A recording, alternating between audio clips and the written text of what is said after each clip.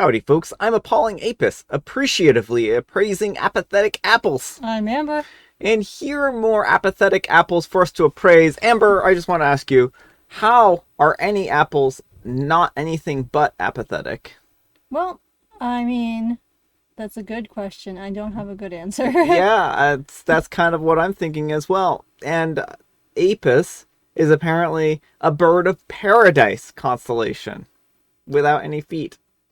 Just ask the Greeks. Let's get started. Alright folks, and our first letter is titled, Am I a jerk for going behind my wife's back and calling my wife a hypocrite in front of her daughter? I'm a 38-year-old male, and I'm married to my wife, Mia, a 39-year-old female, and Mia has a daughter, Kat, a 19-year-old female, with her ex. Kat has recently started dating and got a boyfriend. Kat approached Mia and asked her for birth control. She said that her stepmom and dad said no, but she believes that she's old enough and wants to be safe. She is old enough to get it herself. However, the nearest clinic is a 20-minute drive and Kat can't drive. Mia asked her ex and his wife why they said no about taking Kat to the clinic for birth control. And they don't want Kat to have premarital adult intimate time. They are both very religious and want Kat to wait. Mia told Kat no as well, as she wants to stay on the same page as Kat's dad, but told me that she thinks it's dumb. Later that day, Kat asked me about birth control. Normally, I leave Mia to parent Kat, and I parent my son, but I knew that it was very embarrassing and awkward for Kat to ask me to drive her to the clinic, so she must really want birth control. I can't stop her from having adult intimate time, and I would rather that she did it safely. So I drove her to the clinic, and she got her pills. Mia found Kat's birth control today and confronted her and said that I took her to the clinic. Mia got upset and confronted me about taking Kat without her, as she had said no, and I went behind her back. I called her a hypocrite, as she had said that Kat's dad had a very dumb role. Mia's now upset that I undermined her in front of her daughter and went behind her back. Alright folks, what do you think? Not the jerk. Kat is an adult, and there's no undermining parenting here going on because, again, adults don't need to be parented. Yeah. Well, certainly while it seems that Kat is still living at home, she is an adult who can make her own medical decisions, and I think that there is a pretty distinct line there drawn that says that adults are allowed to make their own medical decisions. OP went and gave her a ride. This would be like OP giving any other adult a ride to a clinic. She's allowed to do what she wants at the clinic. And it's not like, she couldn't have gotten birth control in other way. Mm-hmm. And, they should just be happy that she is being responsible. And because the whole, oh, well, we don't want this to happen, it's going to happen whether you want it to or not. It's only a matter of, does it happen safely? Yeah, and that's it. That's really what it boils down to. Kat is going to be able to make her own decisions, and there's nothing you can do about it. So you may as well make sure that she isn't with, an unwanted pregnancy. And I think that's really what this boils down to. She needs to have control of her future. She's an adult, and she's making a responsible decision. But let me know what you folks think. So anyhow, take care, and good luck. And Substantial Art 6560 says, Not the jerk. You had an adult ask you to drive them somewhere, which you were happy to do. Everyone is an adult and free to make their own choices. And Tight Shift 5706 says, And you're especially a hero, because she didn't get knocked up. So tired of the dictatorial holy rollers, they'll happily tell you what's good for you. She's an adult. Alright folks, and our next letter is titled, Am I a jerk for leaving my male friend's house while house-sitting when I discovered a new camera recording me in the living room? I'm a 42-year-old single woman, and he's a 48-year-old single male. We have been strictly platonic friends for the last 4 years. A year ago, he told me that he was in love with me. I do not feel romantic love towards him, and thought it was best to end the friendship.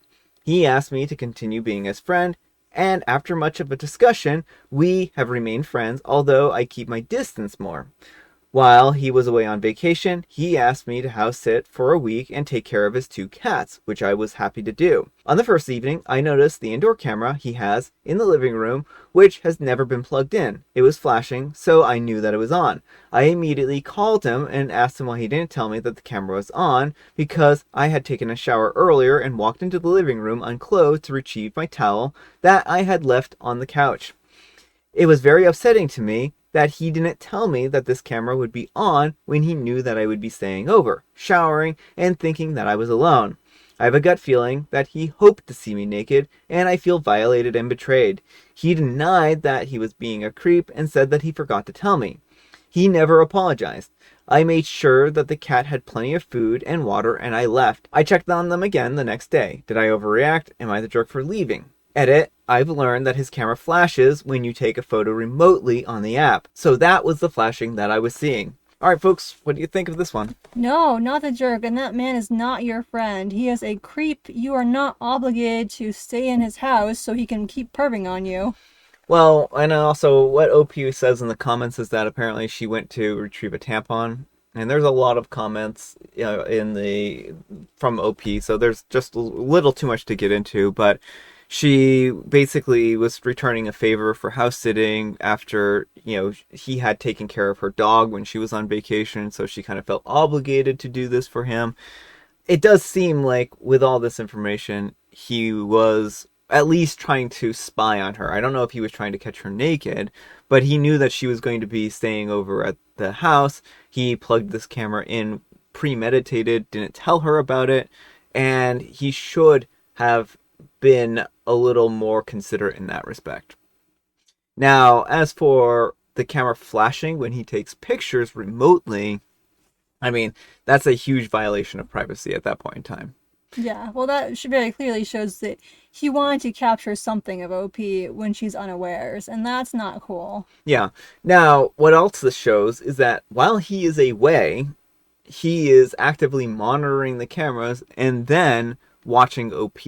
So he isn't letting her know that he's actively spying on her. So this to me feels very premeditated. It feels very much like an invasion of privacy, and the fact that he's taken photos of you against your will also tells me that this is now gone from just being an innocent mistake or miscommunication to full-on blown spying. And OP should report this to the police. This is not legal for you to spy on someone without their knowledge or permission, and especially when they have the expectation of privacy. But let me know what you folks think. So anyhow, take care and good luck. Alright folks, and our next letter is titled, Am I a Jerk for Not Wanting to Lock My Cat Away During the Super Bowl Because My Friend is Bringing Over His Baby? I'm throwing together a Super Bowl watch party tomorrow. I invited a few friends. One is married with a baby. He gave me a call and asked if I could lock my cat away to a different room during the time that his baby is on the floor for playtime because he and his wife both think that my cat will go up to the baby and scratch them. One reason that he was giving me was that the baby's toys rattle and would attract the cat. For context, both him and his wife have always hated cats, which I think he is playing into. My cat is pretty well behaved and will not go and scratch and bite unless provoked or overstimulated physically. He's been around a year-old child before and didn't have any issue. If I were to lock my cat away, I'd have to move the litter box and other toys and food and water fountain, etc. All other guests love seeing my cat, and I'm not sure what to do. Am I the jerk for not wanting to lock my cat away and just watch for any interaction between the cat and baby? Alright folks, what do you think? No, not the jerk. I mean, if they're so worried, they can choose not to bring the baby. Yeah, I mean, I think that's really what this boils down to. Or you should make them sign a waiver and be like, if you're going to come over, then I'm not putting my cat away, and I claim no responsibility for anything that happens. I have a feeling that if the cat even approached them, they would freak out about it. I think that OP should not invite them at all at this point in time. Yeah, I think that that's probably for the best, because the cat may end up getting hurt in the shuffle if these people are very anti-cat and see the cat sniffing in the vicinity of the baby. Yeah, I don't want to see something bad happen to the cat, and I think that they are going to be too paranoid and hyper-vigilant about what their baby is doing. And I certainly understand them wanting to have a baby around and take care of it while, watching the Super Bowl. But also, isn't that going to be a little loud of an environment? Maybe that's going to be a little overstimulating for a child. It doesn't seem like a great environment for a baby. Yeah, so I don't know. I think that it's one of those situations where maybe they're making the wrong choice and they should hire a sitter, or maybe they sit out this year for the Super Bowl. But let me know what you folks think. So anyhow, take care and good luck. And Constant Currency 674 says, not to jerk, I have 3 cats and a toddler. Cats are not interested in going up to a barely moving baby and scratching it. Just like you said, pay attention and see if your cat shows any interest in an interaction with the baby. Also, you've got a bunch of people over there to watch. I can't imagine that your cat is going to want to be around the group of people who are shouting. So, probably a moot point. Alright, folks, it is tea time. Grab your beverages of choice. I've got some tea right here. And Amber, she has a joke. What slogan might a party of bakers choose? Well, a party of bakers would probably choose a slogan like, just say no to letting bread rise for too long. Or maybe they would say, this is a cupcake only zone. So I think there's a lot of possibilities. Flower power. Oh, flower power? That makes sense. That makes sense. And I have Earl Grey.